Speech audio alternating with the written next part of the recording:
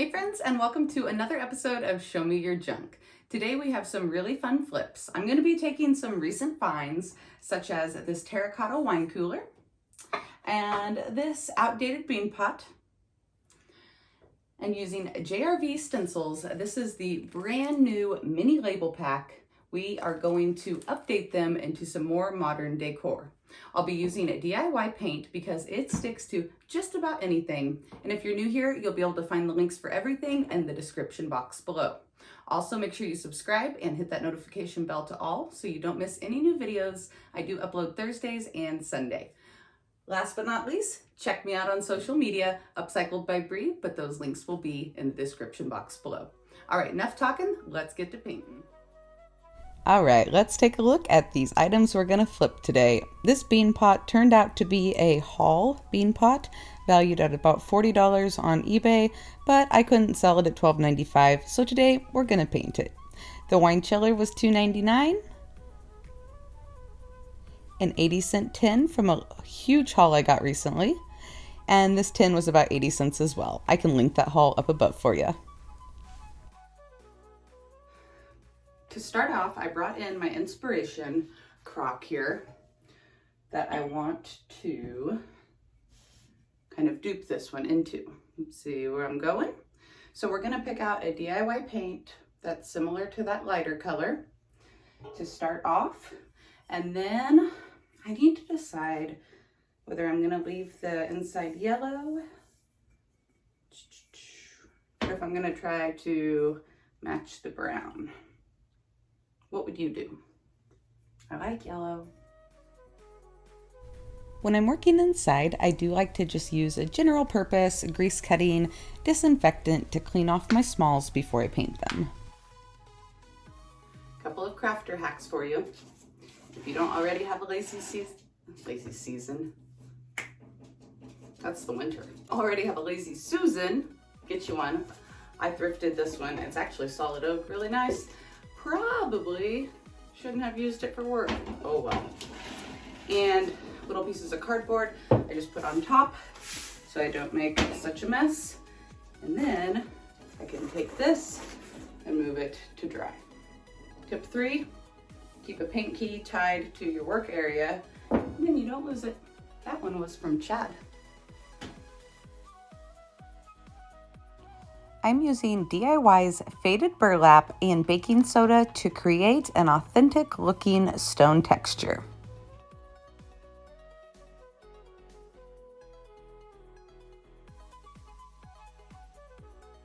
I have about half a cup of paint and 3 tablespoons of baking soda.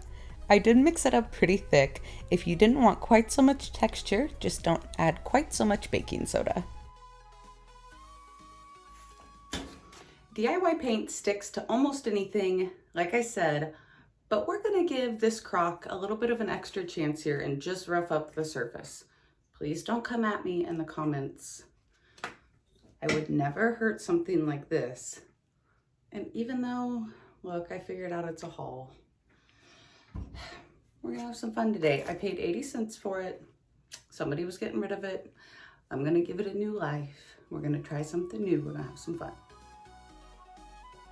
I thickened up the paint with the baking soda, but I don't necessarily want a ton of brush marks. So I'm going to use this Zebra 2-inch angle brush, and it should give me a pretty smooth finish.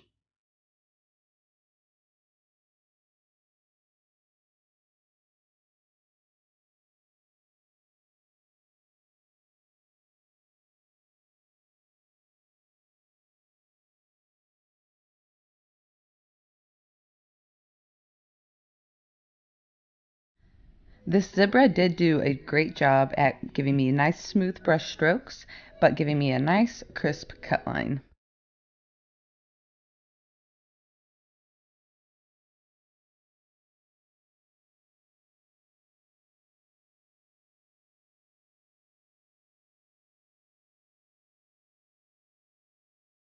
I've got the paint all mixed up and the paintbrush dirty. We're going to go ahead and give this terracotta container one nice thick coat.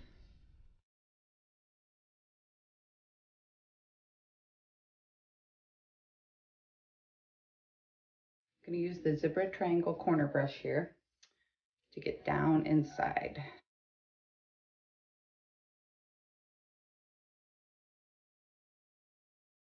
Another hack for you to dust off small items like this, use a little compressed air and point it away from your face. Jeez. Okay, maybe outside next time. Outside. The darker color, we're gonna go with layered chocolate. I know it's not gonna be a perfect match, so we'll see what we can come up with.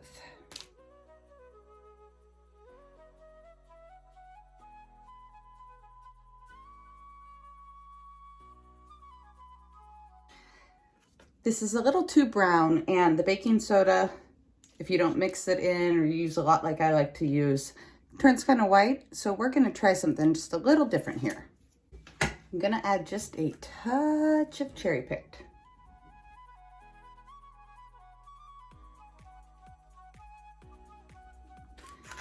It's got a little rough. I'm gonna spray just a little bit of water on my piece and run it over it with this artist brush here, just smoothing it out a little. That DIY paint is water soluble, so until it's sealed, this water will reactivate it. And let me move it around just a little. I don't want to push too hard or try to manipulate it too much, because I'll pull it back off that slick surface. See the difference in the color? Now that I added that cherry picked in, it should be better.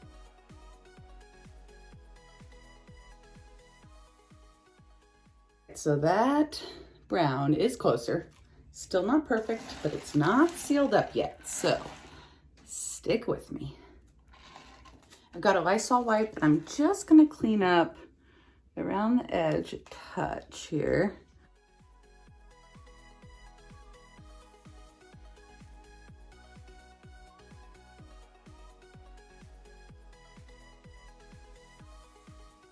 I'll be using DIY Big Top to seal this up.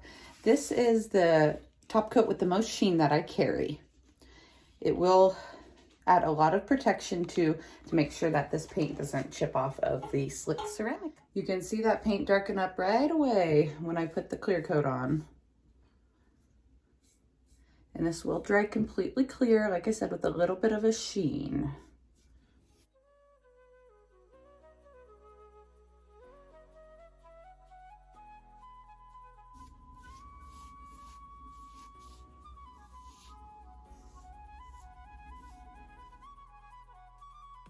Here's what we're looking like after I combined the cherry picked and the layered chocolate. That's sealed up with Big Top. So far, so good. Now it's time to have some real fun. I think part of the reason I didn't like stenciling before is because I was not using the right kind of brush. You really need a brush that has a nice flat top and is very, very dense. You can see there's no room in between those bristles. This is the JRV number 20, which is the second largest brush. And you can find these on my website now. I will leave a link in the description box below, but I plan to be carrying a lot more brushes very soon. I mixed a tiny amount of Little Black Dress into some Blue Iris to get a nice navy. I did not have a Hey Sailor opened, or I would have just used that. Told y'all I am not the biggest stenciler. But what doesn't challenge you doesn't change you. There we go. Now the tape will hold it in place and I can manipulate the plastic as I go along. I'm using the lowercase L from the number trio pack to make my number 1 here on the crock. I'll go ahead and link that down below for you. Here's a picture of what the stencil looks like. When you're stenciling, you need to be using a super dry brush. I get a little paint on it and then I offload that paint right onto my drop cloth, leaving me with the driest brush possible. I'm doing a very easy stencil technique called the stipple. I'm just pouncing my brush up and down, making sure I'm staying as vertical as possible. And the reveal. Look how crisp and clean this stencil came out. I am ecstatic. I'll just use a little painter's tape and mask off around the part of the stencil I don't want to use. I could say that I could be careful and work around it, but that probably wouldn't happen.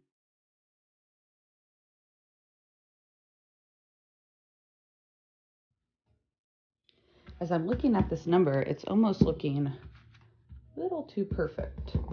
I was too nervous to brush over my stenciled number with a sponge full of Big Top, so I decided I would spray the base with some Rust-Oleum Satin Clear Enamel. I think it would have been okay to brush the Big Top over it, but it turned out so well I didn't want to risk messing it up.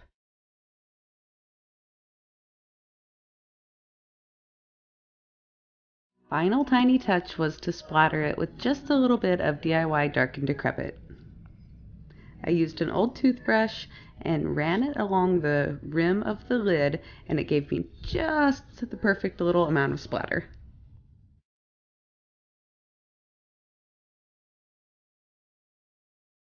My crock on the left, my inspiration on the right. Leave me a comment below. Did I nail this makeover, or did I ruin a perfectly good haul bean pot?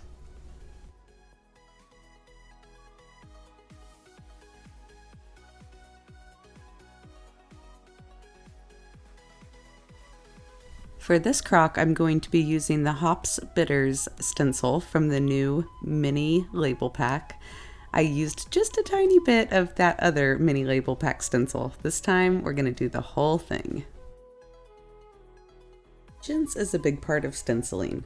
I don't have a lot of patience for things like this, but I know that practicing is going to make me so much better at it, and doing things that are hard is always a good challenge for us. So I'm just making sure that the stencil stays taped down, and then I'm using my fingers and pressing down where I need to as I'm stenciling. Overall, it worked really well. There was one little spot where I got impatient, but you'll see how I fixed it.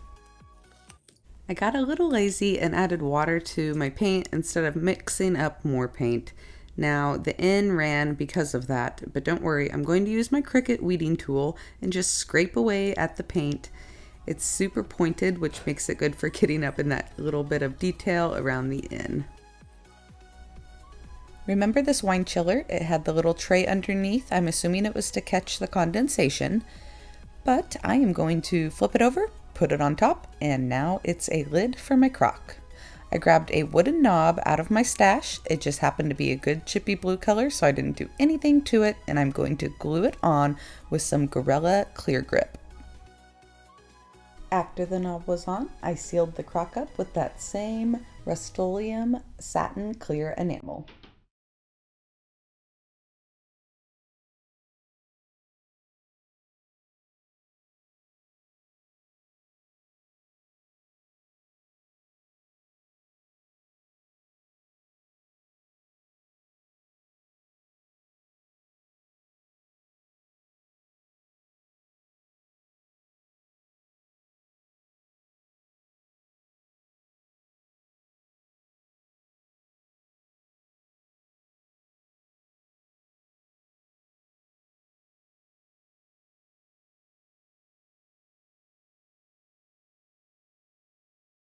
Applying the tarnished pearl to this stencil gave a really cool effect. Some of that rust from the metal actually bled through my paint. You can see it here. So I didn't want to mess that up. I just hit it with a little bit of clear wax to seal all that good rust in. After that, I highlighted the corners with just a little bit of dark wax, and this one is done.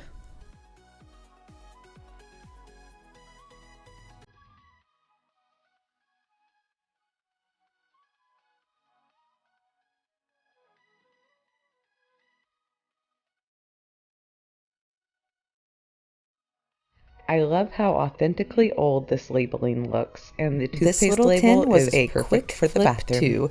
Again, I just masked off the part of the stencil that I didn't want to use, and I've got a vintage linen here. Same stenciling method, just pouncing straight up and down. So y'all know I love my florals, and I figured this would be the perfect little container for some greenery since it doesn't have a lid with it. I may have showed this before, but there are a lot of new subscribers. This is how I store my seasonal floral. And then everything I'm not using for the season gets stored up in the top of the closet in here. But this way I can easily access everything I need. Since it's spring right now, lots of greens. I filled this with just some basic boxwood greenery that I had here in my stash. But I found these at Dollar General, and if y'all are local, don't go stealing all of these away from me, okay? I've only hit up a couple stores. I need to go hit up a few more today. But for $1, this is a gorgeous pick. We're gonna snip off a few pieces and add it in to accent and complement the white lettering.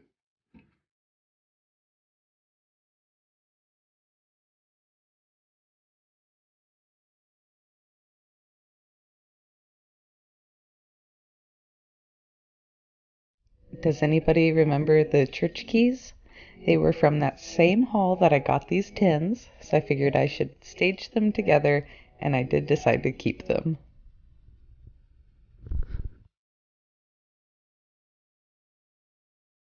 I picked this vase slash jug up at the antique mall the other day, and as you can see, it does have a hole down in the bottom of it. Do you think this was some type of drink dispenser, or do you think somebody put that there for plant drainage? Let me know below. Now, this one was really kind of a test.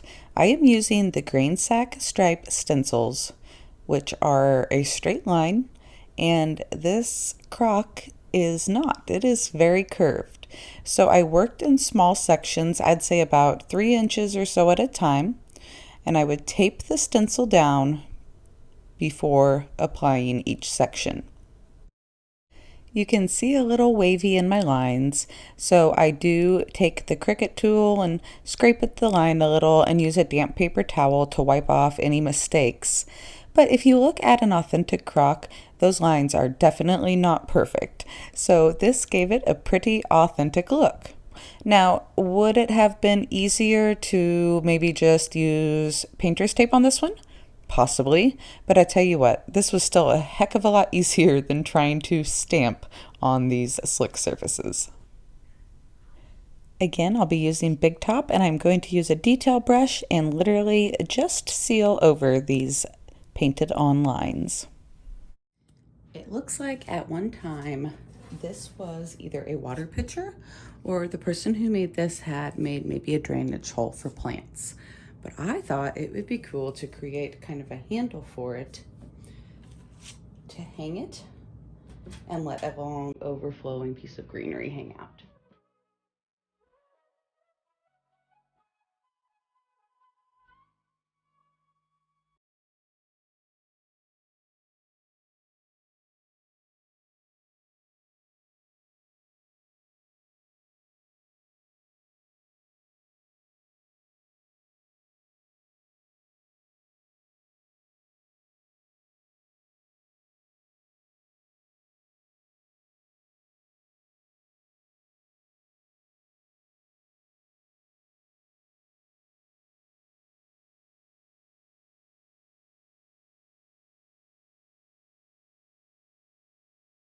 I'm using Decrepit Dust in dark to give some aged patina to this rope handle.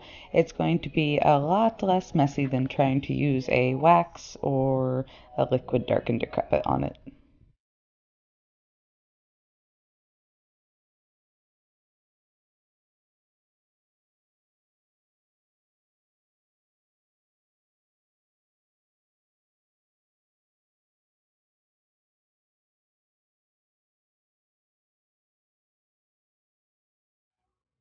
Do you remember that estate cleanup that I did? Well, these Botanica calendars were part of that haul.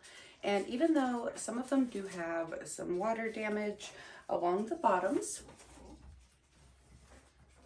as you can see here, the prints and pictures themselves are totally fine. So they thought I was crazy when I grabbed these. In fact, I think they might have been like in the top of the dumpster and I took them out. But they're gorgeous. Look at these pictures. I couldn't say no. I imagine these were collector calendars. Cavallini & Co. I have been seeing these gorgeous wall decor botanical prints that are hung very simply. This style right here with the little corners and the wire is my favorite, but I've also seen a lot like this that have the wood attachment. Both are gorgeous. Today we are going to work with the ones that have the little wire or little metal corners. I purchased these little decorative corners off of Amazon. I'll link them down below for you, and we'll be using these today.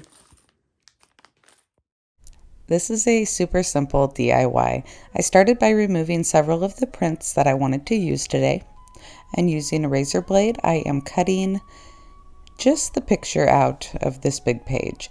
Now I'm working on my metal table and I don't care if it gets cut up, but if you're working on a surface you care about, you'll need to make sure you have a protective mat underneath your razor blade. I trace out the paper on top of some thin cardboard, and this is just going to give our hanging prints a little more durability. After I have it all traced out, I cut it out and glue it on with a regular glue stick. The little corners for scrapbooking here are so easy to use. I just simply slide them over the edge, take a pair of pliers, and pinch them closed. I grabbed this starred wire out of my stash, and I'm just cutting. I tried to pull the stars off, but they are on there pretty good. So I'm just cutting the sections between the stars. I like this thin metal. It is actually like a spring, and it's very bendy. So I'm going to put two together because I want it to be just a little bit longer here, and we're going to attach this as a hanger. Now, I told you guys I use my Cricut tool for way too many things, including punching holes in this paper.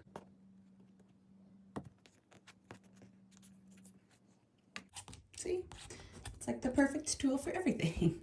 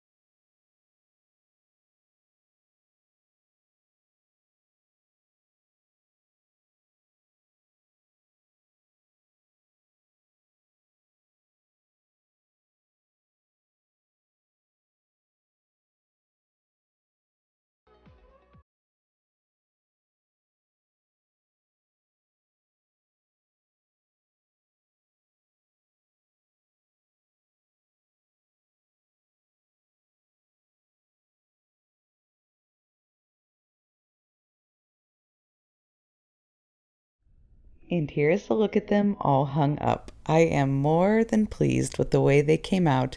They came out better than I even imagined.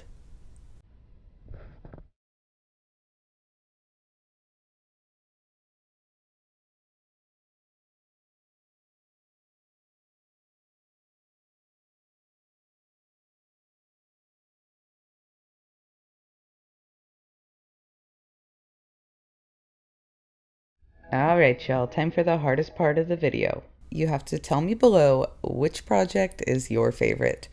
I am gonna go with the hanging crock, and obviously that's why I'm keeping it. Thank you so much for joining me today. Make sure you come back on Sunday for another video. I've got some more thrift flips for you, so it should be a lot of fun. And again, if you're new, make sure you hit that subscribe button and the notification bell so you don't miss any new videos. Until next time, I will see you later. Bye, friends.